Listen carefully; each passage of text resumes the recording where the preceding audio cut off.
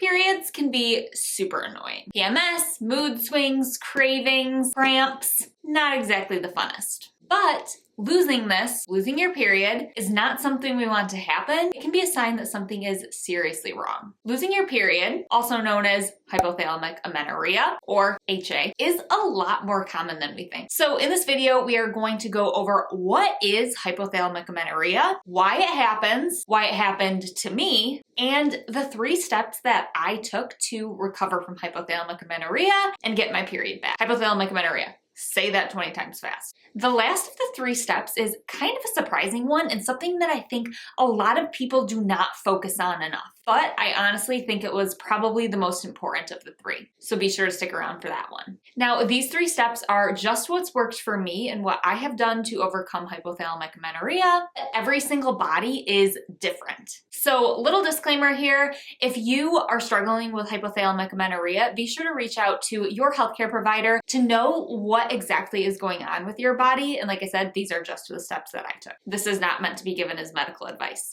I've been really excited to record this video, honestly, because you guys asked me about this topic a lot, and I think it's something that's not talked about enough. So if you're excited too, be sure to give this video a like, and be sure to let me know in the comments if any questions pop up, or if you want to see more videos on this period topic. I think it's fascinating. It's not talked about enough. Okay, let's get into it. So what is hypothalamic amenorrhea or HA? So there's really 2 types. There's primary HA and secondary HA.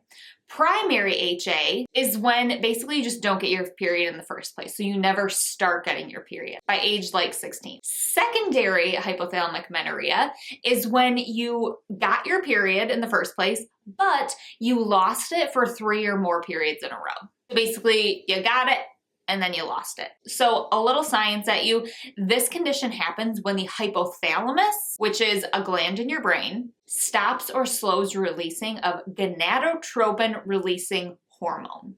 GnRH. Basically, this hormone starts the menstrual cycle. Now, some common characteristics of those who struggle with HA, you can have a very low body weight, a low percentage of body fat, emotional stress, over-exercising or really strenuous exercising. You could be dieting and having very low calories or fat or specific nutrients you're missing out on. And some other medical conditions or illnesses can also contribute. So it doesn't have to be all of those things. And every single person is different. It could be diet related for one person, it could be exercise related for another person. It's kind of very, very dependent on the person, and there's no like one cut and dry, this is what it is. A lot of times it can be multifactorial. Okay, so now let's get into why I lost my period and struggled with hypothalamic amenorrhea. So for me, basically, I was not eating enough and I was exercising too much. For me, my body weight was too low for my body to actually produce the hormones that it needed to. It was kind of in this crisis mode, to be honest. It had to shut down anything that wasn't super necessary for me to survive because it wasn't getting enough energy. And one of those things was obviously the ability to menstruate, because I had to focus the energy that my body was getting into actually being able to have my body function, let alone support another possible life. I go into a lot more detail on my history with disordered eating and that piece of it in this video where I kind of do a real and raw tell-all. So I won't go into too much of that here, but be sure to check that video out. I go into a lot of the background on how my disordered eating developed and really the steps that I took to overcome that. So for me, this happened when I was in college, and so it really was honestly multifactorial. There was the not eating enough, over exercising, but there was also that stress piece to it. So that just kind of shows you it was multifactorial. Not eating enough, over exercising, and stress are really what contributed for my experience with HA. So now let's get into what I did to overcome hypothalamic amenorrhea and get my period back. So like I said, there's really 3 steps that I took. The first step was that bottom line, I had to eat more.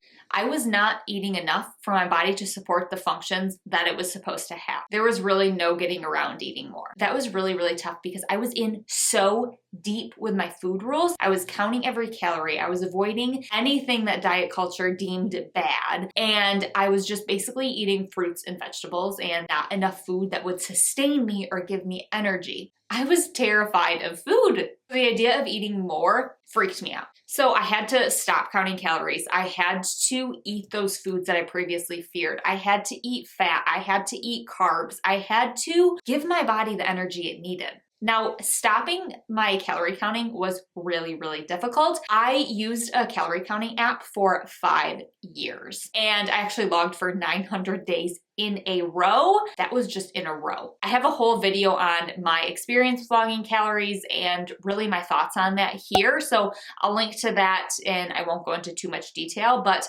I know how hard it is. And in that video, I have some resources on how to kind of help with that and to how to regulate your energy needs in a way that allows you to feel good with the amount of food that you're eating, because you do not need a calorie counting app to do that. I also have a free ebook for you guys that I made just as a resource to you to help you overcome any food rules that you might have too. I'll link to that in the description below. It really walks you through a 5-step process on how to do that. So the second piece in order for me to overcome hypothalamic amenorrhea was to exercise less. Again, really hard. Okay, none of these are easy, let's be real. But exercise, it's so tough. We do it for so many different reasons. There is a benefit to exercising. I'm not gonna lie about that. There's a mental aspect, a physical aspect. But when we take it too far, too much of a good thing is too much of a good thing. And when you're using it like I was to earn your food or to burn off anything that you've eaten because you're so terrified of gaining weight, then it's a problem. I took time off exercising. So my family actually does a turkey trot every Thanksgiving just as a fun thing to do. And I actually had to take a year off of that. And that really hurt because it was something that we did as a tradition for a family. And I took it that seriously, like not even just those couple of miles, which I was running a lot at that time. So that wasn't like a big dent in what I would usually do. But I took it that seriously where I was like, I can't do this turkey trot because I can't run. I can't work out. And that's what I had to do. Because think about it. When we are exercising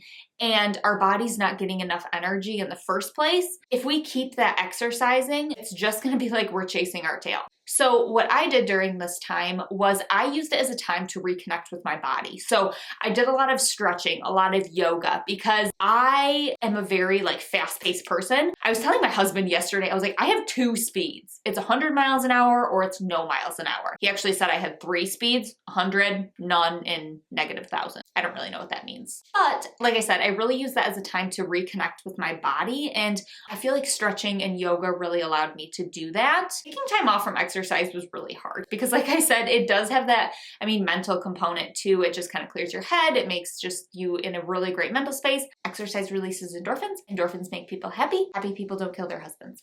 Name that movie in the comments. But I think it was just, for me, it was just definitely so necessary to do that, to not have to get myself even into a bigger calorie deficit because I was exercising. And I really think it sped the process up rather than if I just ate more and kept my level of exercise, I think it would have taken a lot longer to get my period back. I do have a whole blog post on my experience with taking time off exercising. I'll link to that in the description for you guys so you can give that a read, but I definitely think it was necessary and it was just something I had to do. But it's important to note that just because you're taking time off exercise, you can incorporate exercise back in once you are at a place where your body can handle it. I love exercise now, but it's in a healthy dose. It's not this extreme or over exercising that I used to do. I don't use it to earn my food. I don't use it to burn stuff off, and it's a lot better that way. Okay, so improving body image was something that, bottom line, I don't think you can get around. A lot of times when we are not eating enough, we're over-exercising, our bodies are not in a place where they can have a period. A lot of time, I'm not saying every time, it can be related back to the way we feel about our bodies. Either we're scared of weight gain, we're doing all this yo-yo dieting because we want to change the way our body looks. A lot of times it does come back to our body image. And I think this is the hardest piece to actually implement, is improving your body image. Because think about it, in order to have a healthy relationship with the food that you put into your body, you have to have a healthy relationship with what you're putting that food into. So if you need to refocus your relationship with food, then I think you're gonna have to refocus your relationship with your body too. I have a resource for you guys, a blog post on 3 steps to improve body image. I'll link to that in the description. You can give that a read. It's got some really great tips in it. Also, the book Beyond Beautiful, which I talk about in this video, is really, really helpful. helpful. It has a lot of practical resources for you to actually do to improve your body image. I honestly come back to this book and the resources a lot because my body image still isn't perfect. I don't think anyone has perfect body image. Some days we just need a pick-me-up, so I use it. I'll also link to that book in the description because it's an amazing book. So like I said, that improving body image piece was huge. And I think it's something that a lot of people do not focus on. And I think that can then create this cycle of where you get your period back and then you lose it again, and you get it back and you lose it again, because you are just focused on eating more or exercising less, when I think that that is such an important piece that needs to be addressed. So leave a comment on what you think about that last step. If it was surprising to you, if it was something that made sense, I'm really curious to hear you guys' thoughts. Bonus points if you leave a body positive quote or saying in the comments. Let's spread some positivity here. So if you guys like this video, be sure to give it a thumbs up and hit subscribe to the channel down there. It really does help to support me making more videos, and be sure to hit that little bell because you'll be notified every time a new video is uploaded every Sunday. If you guys want to hear more about this period topic, period cravings, PMS, anything like that, let me know in the comments and I will have more videos coming at you. All right, guys, see you next Sunday.